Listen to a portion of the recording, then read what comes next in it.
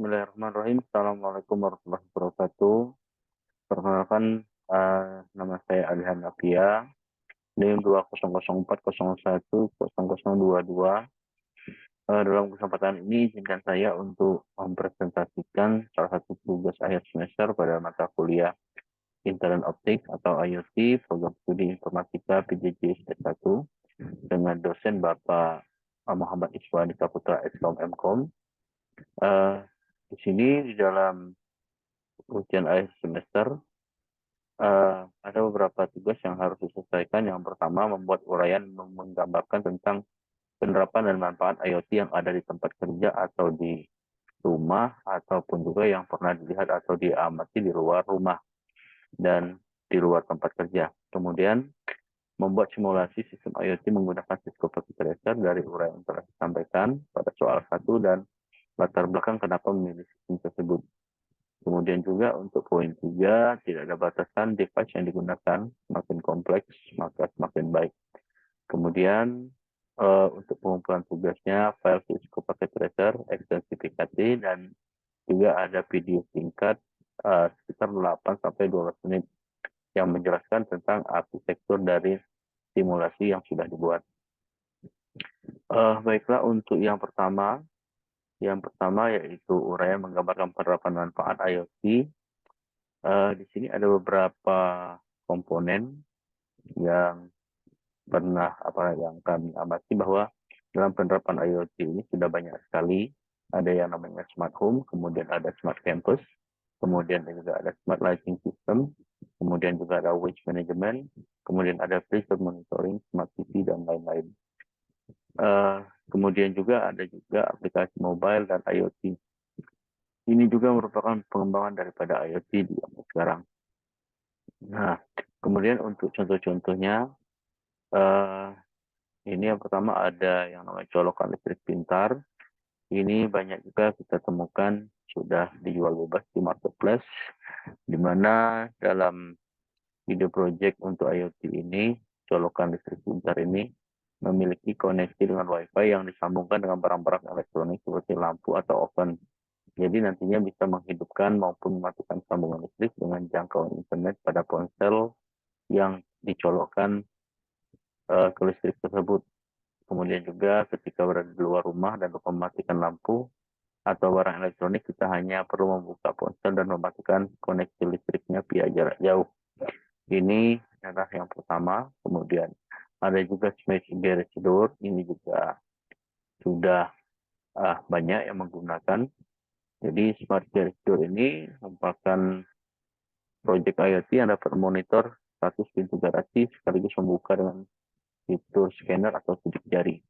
Kemudian juga kita bisa monitor garasi dimanapun berada dengan ponsel. Kemudian juga untuk membukanya juga akan lebih aman karena kita menggunakan sidik jari yang ada di ponsel. Kemudian juga cara ini juga bisa menginfokan ketika ada akses paksa dari pihak-pihak yang berusaha untuk masuk ke garasi. Kemudian ada juga kulkas pintar. Ini juga merupakan salah satu pengembangan IoT, di mana kita tidak perlu membuka kulkas untuk mengetahui persediaan apa yang menipis dan habis. Jadi melalui internet smartphone, kita bisa melihat uh, bahan apa yang habis dan juga melihat notifikasi. Kita juga bisa berbelanja untuk mensuplai kembali persediaan yang sudah habis. Kemudian juga ada smart trash can. Ini juga merupakan pengembangan dari IoT. Ini merupakan bentuk inovasi yang bisa menjadikan referensi. Kita bisa mengoptimalkan pengumpulan sampah dan meminimalisir konsumsi bahan bakar. Kemudian juga kita juga bisa memberikan notifikasi nantinya ketika baik juga suhu di dalamnya. Kemudian juga ada lagi sistem peringatan bahaya. Ini ketika kita meninggalkan rumah, ini juga bisa menjadi satu referensi. Kemudian juga kita bisa membuat ataupun manfaatkan perusahaan yang membuat proyek ini. Kita hanya perlu memasang sensor suhu, sensor gerakan, dan sebagainya. dan alat ini bisa terhubung dengan bahaya.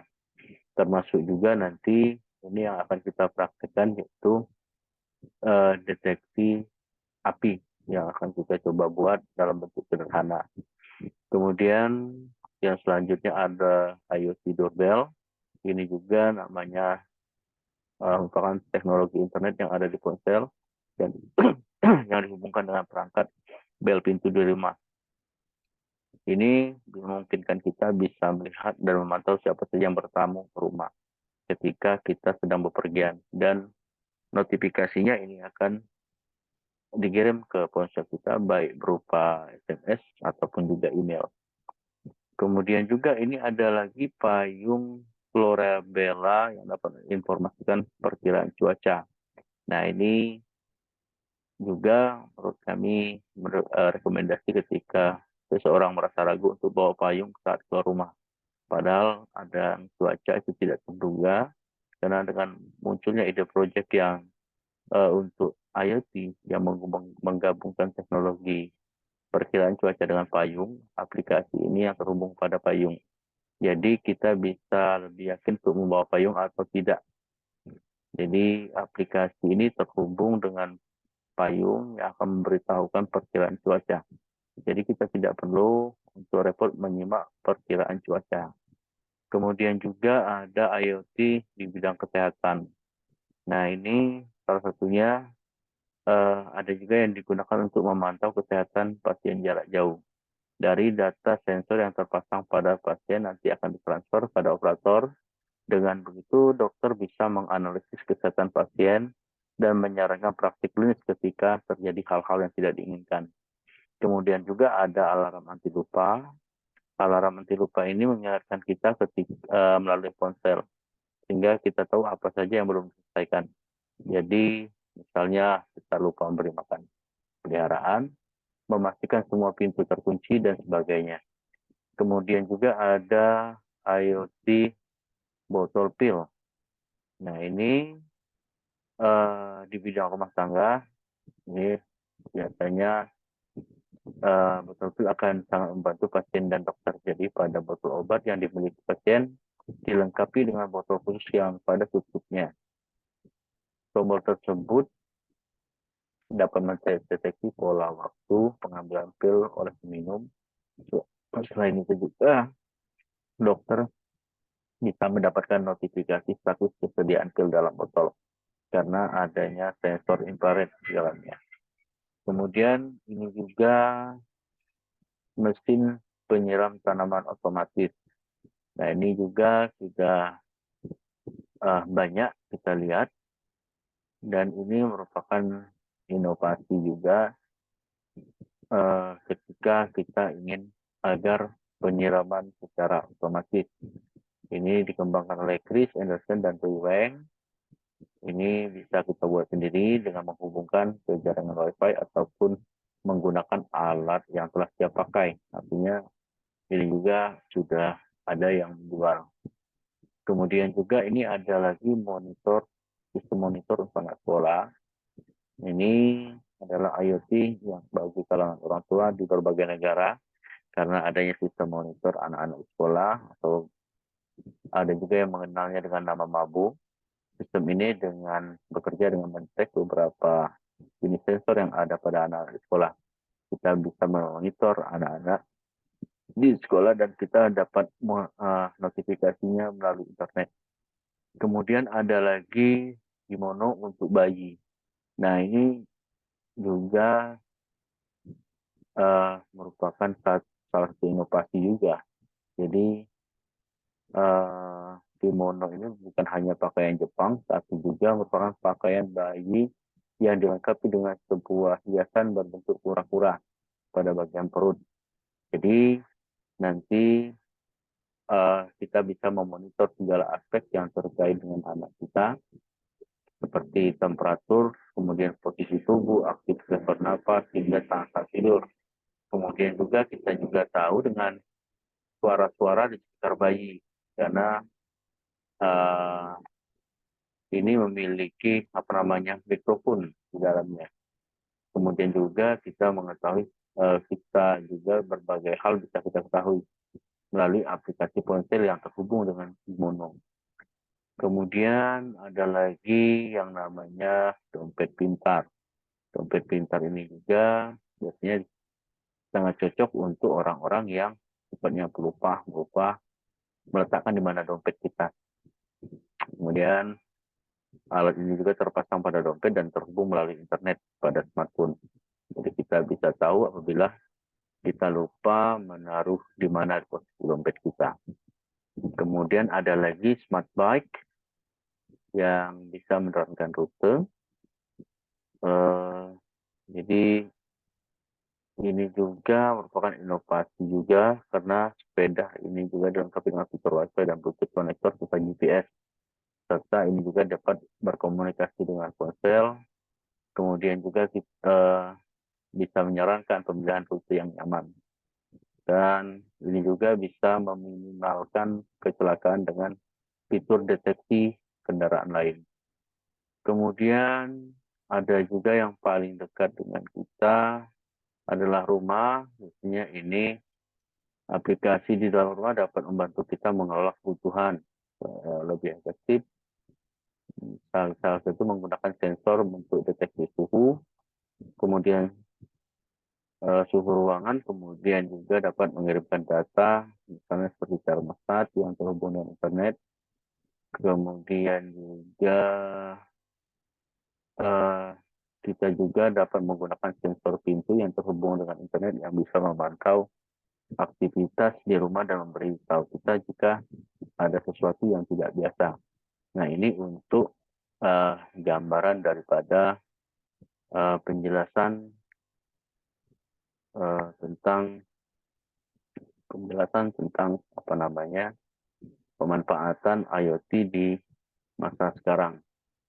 Baiklah, yang selanjutnya kita akan coba mensimulasikan salah satu dari penerapan IoT dengan alat sederhana, yaitu dengan menggunakan fire detector. Kenapa saya ambil fire detector? Karena menurut saya dengan alat yang sangat sederhana ini kita bisa mengamankan rumah kita dari yang namanya bahaya kebakaran.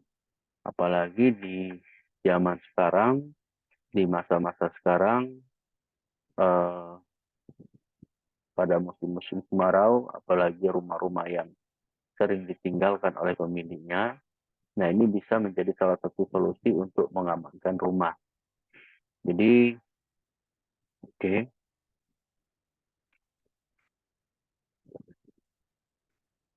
kita coba lagi. Oke, kita coba buat. Nah, oke. Jadi untuk apa namanya simulasi ini kita membutuhkan beberapa perangkat. Yang pertama kita butuh MCUP, MCUP, ya. Oke, kemudian juga di sini juga kita butuh ada yang namanya fire monitor, kemudian juga ada fire sprinkler, ya. Kemudian juga selain itu kita juga butuh aktuator di sini, yaitu kita ambil saja satu, yaitu heating element. Nah, kemudian untuk ketiga perangkat ini akan kita hubungkan dengan menggunakan kabel IoT custom cable. Ya, kita akan gunakan IoT custom cable. Oke.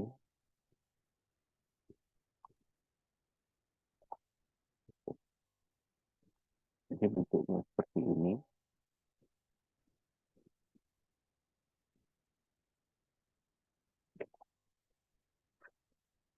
Kemudian setelah itu,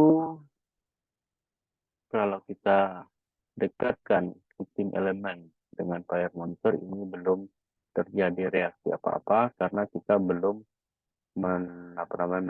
memprogram dari MCU heatingnya, ya. Jadi di sini kita setting di sini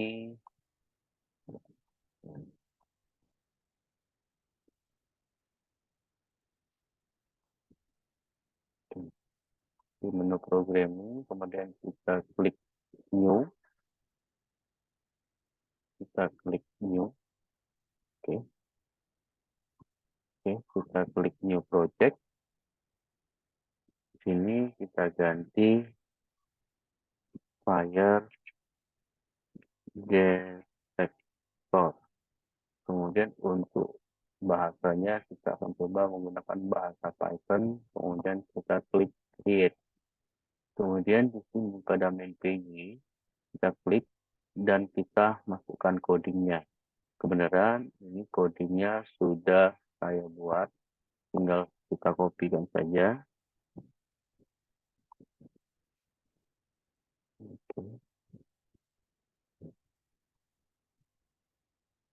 Oke, seperti ini codingnya. Kemudian kita klik run. Nah, kemudian di sini sudah ada tulisan bahwa starting fire detector atau Python. Oke, ini kita close. Nah, salah. Kemudian kita masuk lagi kepada Cisco pakai tracernya.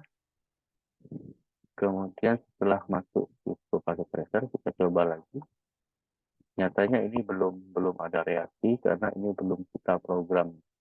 Ini juga harus kita buat programnya di sini.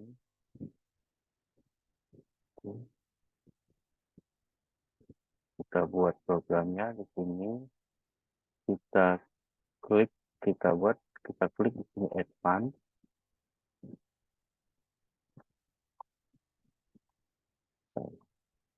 Ya salah, di programmingnya kita klik advance.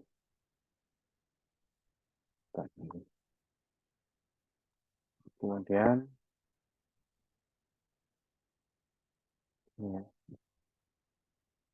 programming, nanti kita klik new.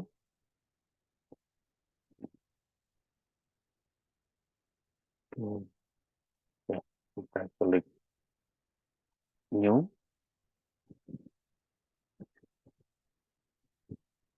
Kemudian di sini kita pilih fire, kita klik create. Kemudian di sini pada main nya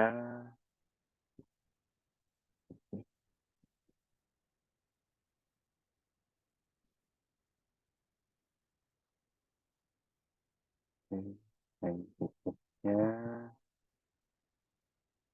ini matikan lagi programnya.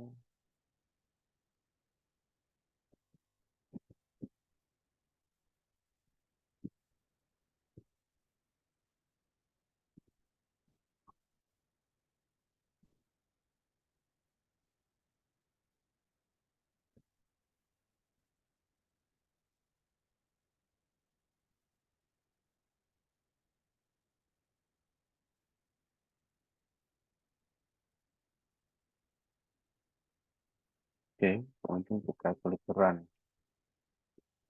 Oke,